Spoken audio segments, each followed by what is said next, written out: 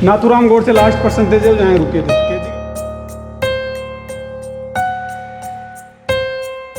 इस चिमनी से लोहे के सरिये गर्म किए जाते थे, दागा जाता था। Old Roman, Catholic and European symmetry.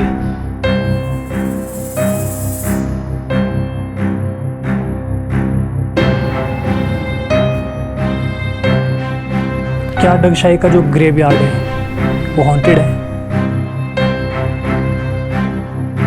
बातचीत है इसमें हॉन्टेड वाली। मैरी की डेथ होगी और बच्चा भी मर गया।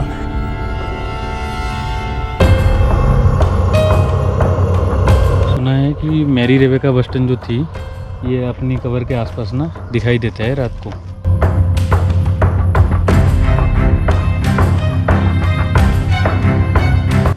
रात में तो बंदी क्या होता है यहाँ पे। और जो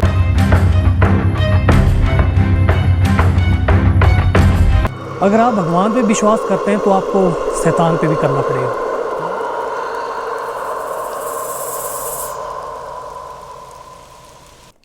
हेलो दोस्तों, नमस्कार, welcome back with a new blog. तो कैसे हैं आप लोग? उम्मीद करता हूँ यार आप अच्छे होंगे। तो अभी मेरी जो एग्जैक्ट लोकेशन है वो है डगशाई। डगशाई पड़ता है सोलन में, हिमाचल प्रदेश में। एक छोटा सा प्लेस है लेकिन अपने अंदर बहुत कुछ छिपाए बैठा है। डगशाई, जहाँ पे है एक चर्च, जहाँ पे एक म्यूज़ियम जो कभी जेल हुआ करती थी, और उस जेल का जो आखिरी कैदी था वो था नाथुराम गोडसे। डगशाई एक हॉन्टेड प्लेस। अगर आप गूगल में सर्च मारोगे तो डगशाई में आएगा कि डगशाई एक हॉन्टेड प्लेस है। डगशाई में है मेम की कब्र, बहुत सी चीज़ें डगशाई के बारे में। तो चलिए आज मैं आपको ले चलता हूँ डगशाई। और डगशाई पड़ता है चंडीगढ़ से करीब 65 किलोमीटर। तो दोस्तों डगशाई पड़ता है शिमला रोड पे, बहुत ही प्यारी लोकेशन है। तो दोस्तों आज मैं अकेला नहीं हूँ, मेरे साथ कुछ आज मेरे दोस्त आए हैं। तो चलिए मैं आपको इंट्रोड्यूस करवाता हूँ। ये अपने पारस शर्मा जी, लक्की सिंह, और इसको तो आप जानते होंगे अमित। तो हम लोग आज डगशाई में हैं और एक्सप्लोर करेंगे डगशाई। तो चलिए बने रहिए, देखिए इस ब्लॉग को, बहुत ही इंटरेस्टेड ब्लॉग होने वाला है। तो चलिए चलते हैं, करते हैं ब्लॉग की शुरुआत।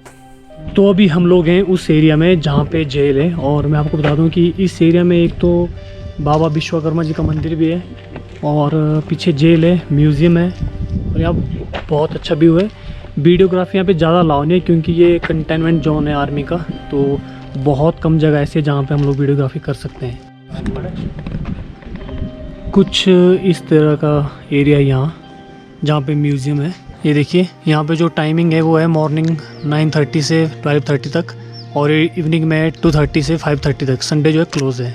सो दोस्तों अभी हम लोग हैं जो एक जेल थी यहाँ पे, जो आज की डेट में एक म्यूज़ियम है। मैं आपको बता दूँ कि इस जेल की खासियत है कि यहाँ पे जो लास्ट कैदी थे वो थे नाथुराम गोडसे, और यहाँ पे महात्मा गांधी जी भी आ चुके थे, लेकिन वो सिर्फ किसी से मिलने आए थे।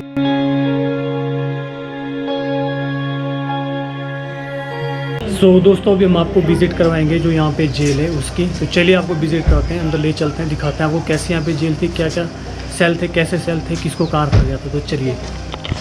ऐसी बात है, चक्की पीसते थे। हाँ, इसको घुमाते थे। घुमाते कौन थे? कैदी घुमाते थे। छोटे छोटे कंकड़ यही पीसे जाते थे। ये इसमें टंकी शामिल नहीं है, टंकी शामिल नहीं है। इसमें क्या है कि जो ऊपर से वाटर, रेन वाटर हार्वेस्टिंग का जो सिस्टम लगा हुआ है ना, ये पानी नीचे इकट्ठा होता था, कहीं खड्डा बनाया हुआ था, इसमें कौन सा बनाया हुआ था, फिर इसको फायर हाइड्रेंट के रूप में काम में लिया जाता है। ये 1865 में ग्लेनफील्ड कंपनी से मंगवाया गया था स्कॉटलैंड की। क्या बात। नाथुराम गोडसे लास्ट पर्सन थे जो यहाँ रुके थे, कैदी के तौर पे नहीं रुके थे। पंजाब का हाई कोर्ट की बेंच शिमला में थी, तो ट्रायल के लिए दिल्ली से शिमला लेके जाया जा रहा था। तो नाइट होल्ड के तौर पे नाथुराम गोडसे को यहाँ पर रखा गया था, और उनके बाद किसी को आज तक नहीं रखा गया। ये जेलर का ऑफिस हुआ करता था, और ऊपर सनलाइट है, नेचुरल है। ये शाम को 4-5 बजे तक ऐसे लाइट रहती है, बुक पढ़ सकते हो। अब लाइट देखिए, अब लाइट देखिए, बंद करना। ये जेलर का ऑफिस है। ये जेलर के लिए सुविधा थी, बाकी कैदियों के लिए सुविधा नहीं थी। हाँ जी, फांसी 5 ऊपर यूनिट में देते हैं, वो बंद करके रखा उसको। आप गूगल में टाइप करके देखोगे तो हॉन्टेड प्लेस के नाम से डगशाई को जाना जाता है। तो इसी वजह से उसको बंद करके रखा है। ये जो पार्ट है जेल का, ये सोलिटरी कन्फाइनमेंट है, काल कोठरी। ठीक है, ये टोटल 27 है, और काल कोठरी में इस प्रकार अंधेरा रहता है। अभी तो क्या है कि ये मेंटेनेंस नहीं हुआ, और उसमें से उसका ब्लैकआउट है वो थोड़ा हट गया। नहीं तो ब्लैकआउट ऐसा था कि इसमें रात को भी अंधेरा जैसा, रात मतलब दिन में भी रात जैसा फील होता था। अलग से एक पार्ट बना हुआ है इसमें, ये उनका वॉशरूम का हिस्सा था। सॉलिटरी कन्फाइनमेंट क्या होता है, आप मोबाइल ऑफ करना, सॉरी मोबाइल की लाइट बंद करना। यही जेल था अंडमान में, जहाँ पे विनायक दामोदर सावरकर 12 साल रहे थे। हिस्ट्री में पढ़ा होगा आपने, 12 साल रहे थे और इन्हीं अंधेरों में दीवारों पे उन्होंने ग्रंथ लिख दिए थे। बाद में उनको किताबों का रूप दिया।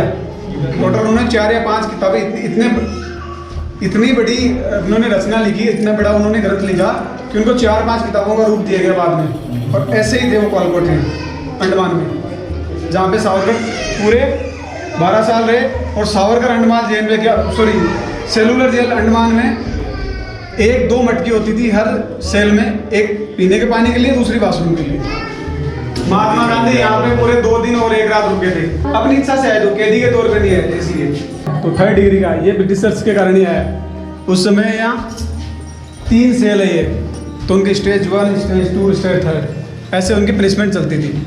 अगर इस दौरान कोई मर जाता था तो पीछे के गेट से बाहर निकाल देते। ये स्टेज 1 था उनका, ये वाला गेट बात कर। दूसरा ये है कि यहाँ इसमें दोनों जो ये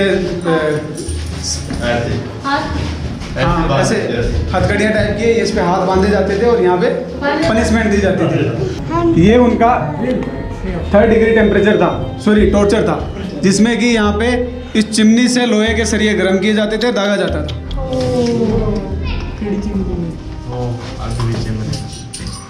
क्रूर थे कुछ नहीं।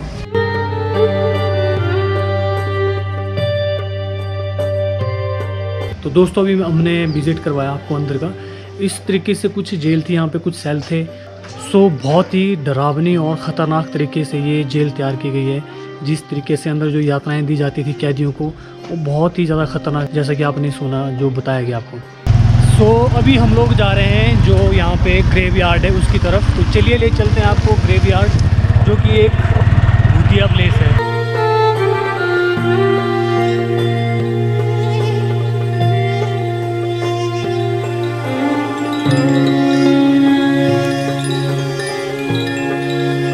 तो दोस्तों अभी हम लोग पहुँचे यहाँ पे सिमेट्री। आप मेरे पीछे देख रहे होंगे, मैं आपको दिखाता हूँ एक बार। यहाँ पे लिखा है जैसे old Roman Catholic and European symmetry 1845। ये मेन गेट है। अभी जो इस सिमेट्री को मेंटेन कर रही है वो कर रही है 11th BN the Madras regiment. So दोस्तों अभी हम जा रहे हैं ग्रेव यार्ड, और जैसे कि मेन गेट तो बंद है, तो यहाँ से देखो एक रास्ता सा बनाया है। मेरे को कैमरा फाड़ लगा।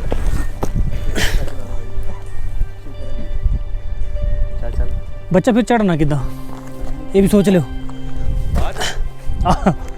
सो अब ये अपनी सारी टीम है, हम लोग यहाँ पे नीचे। अभी किसी को डर वर तो लग रहा है? नहीं भाई चलिए, चलो हम आपको फॉलो कर रहे हैं। चलिए तो अभी मैं आपको दिखाऊं, यहाँ पे बहुत ज़्यादा कब्रें। और मैं एक बात और बता दूं कि ये कब्र जो है, जितनी भी कब्रें हैं ना सारी, ये सारी अंग्रेज़ों की हैं। उस टाइम की जब यहाँ पे ईस्ट इंडिया कंपनी का राज हुआ करता, जब अंग्रेज थे। हाँ जी, PR लगानी है, इनसे जगाना पड़ेंगे फिर। ये तो डायरेक्ट PR ये जगाना पड़ेंगे। वही लक्की भाई चाहता है कि इसकी PR लगानी है, तो इनको जगाना पड़ेगा, तभी लेके जाएंगे। ये पता नहीं कहाँ लेके जाएंगे, पर लेके जरूर जाएंगे फिर।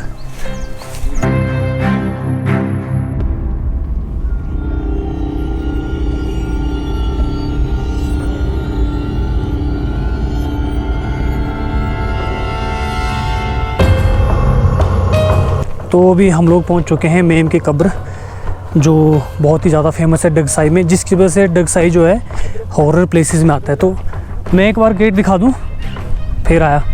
तो जो मेन गेट है यहाँ का, मेम की कब्र का, जो यहाँ पे ग्रेव यार्ड है उसका, वो तो ऑलमोस्ट बंद रहता है। ये देखो,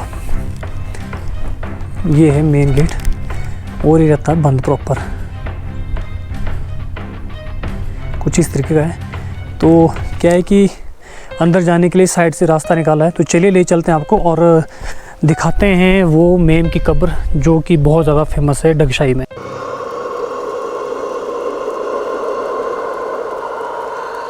तो यहाँ पे बहुत पुरानी कब्रें हैं यहाँ पे, और जो मेम की कब्र है वो भी मैं आपको दिखाता हूँ, और बताऊँगा आपको यहाँ की हिस्ट्री थोड़ी सी, कि वो कब्र इतनी फेमस क्यों है। आप ये कब्रें देखिए एक बार, कुछ इस तरीके से कब्रें यहाँ पे सारी, नॉर्मल कब्र जो होती है, ये नॉर्मल कब्रिस्तान है। और ये हॉन्टेड प्लेस भी है। अगर आप सर्च करोगे गूगल में डगशाई के बारे में तो आपको ये दिखाएगा हॉन्टेड प्लेस, और ये सच में हॉन्टेड है। तो अभी हम लोग पहुंच चुके हैं जो मेम की कब्र है जिसको बोलते हैं। मैं आपको एक बार दिखाऊं। आप देख रहे होंगे कि सारा कब्रिस्तान ओपन है, मतलब खुली हैं सारी कब्रें, ठीक है। आप जितनी भी कब्र देखेंगे वो सारी खुली हैं। और ये कब्र है ख़ास जो कि पूरे तरीके से बंद है अभी। पहले बाहर की कब्रें हैं और ये कब्रें सारी ओपन हैं सिवाय इस कब्र को छोड़ के।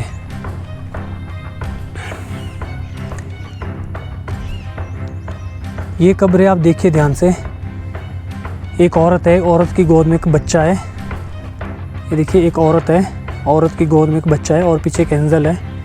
तो चलिए मैं आपको थोड़ा सा इतिहास बताता हूँ दोस्तों। तो ये जो कब्र है ये जिस औरत की है, जिस महिला की, उस औरत का नाम था मैरी रेबेका बोस्टन। अब आपके जहन में ऐसे बहुत से सवाल चल रहे होंगे कि मैरी रेबेका कौन थी।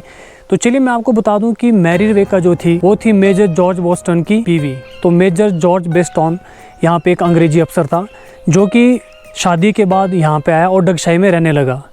डगशाई में रहते रहते उनको इतना प्यार मिला कि वो यहाँ डगशाई छोड़ के कहीं नहीं गए।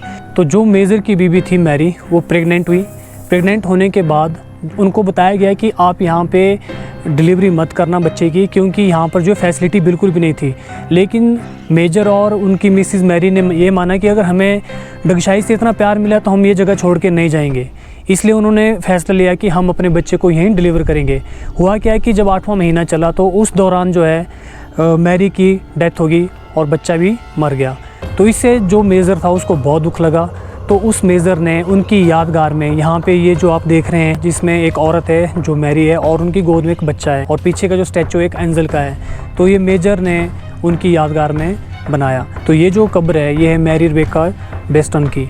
तो चलिए दोस्तों, ये तो बात हुई उनकी कब्र के बारे में। अब आप सोच रहे होंगे कि सारी कब्र अगर ओपन है, जितनी भी कब्रें यहाँ पे अगर सारी ओपन है तो ये बंद क्यों है। इसके पीछे की कहानी ये बताई जाती है कि तो यहाँ पे लोगों ने बताया कि बात कैसे उठी, कब उठी, किसने उठाई कि जिसके घर में बच्चा पैदा नहीं होता है वो इस कब्र से आके यहाँ से जो थोड़ा सा इसका टुकड़ा ले जाके अपने घर ले जाएं तो वो गर्भवती होती हैं और लड़का पैदा होता है। तो इस तरीके की कुछ धारणाएं बनी। तो लोगों ने यहाँ आना शुरू किया और इस कब्र से जो है हल्के हल्के पत्थर के टुकड़े ले जाना शुरू किए, जिसकी वजह से इस कब्र को बहुत ज़्यादा नुकसान होने लगा।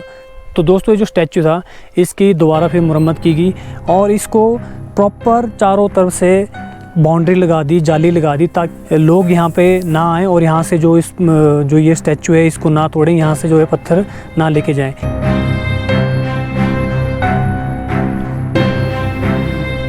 क्या डगशाई का जो ग्रेवयार्ड है वो हॉन्टेड है? अगर हॉन्टेड है तो क्यों है? सुना है कि मैरी रेबेका बोस्टन जो थी ये अपनी कब्र के आसपास ना दिखाई देता है रात को।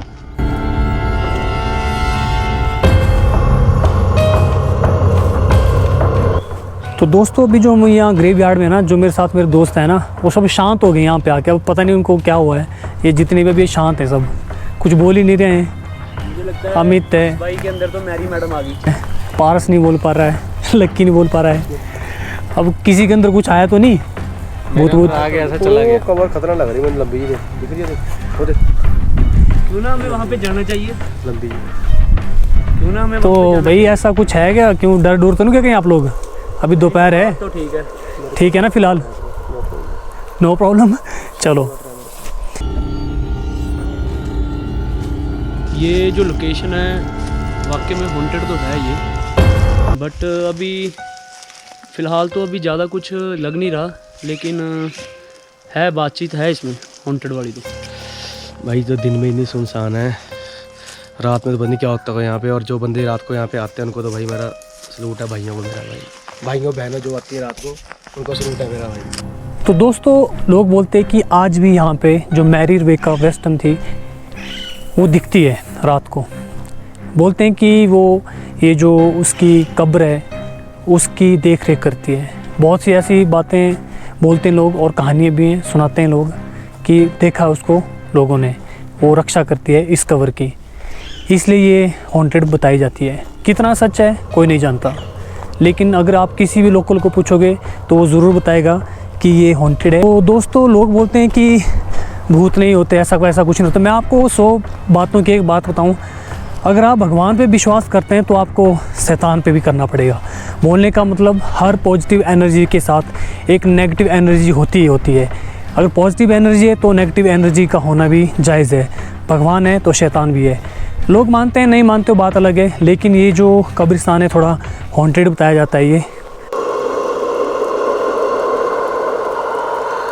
तो चलिए दोस्तों, इस ब्लॉग में फ़िलहाल इतना ही। अब मिलते हैं किसी नई जगह के साथ, तब तक के लिए स्वस्थ रहिए, मस्त रहिए, बाय बाय, टेक केयर।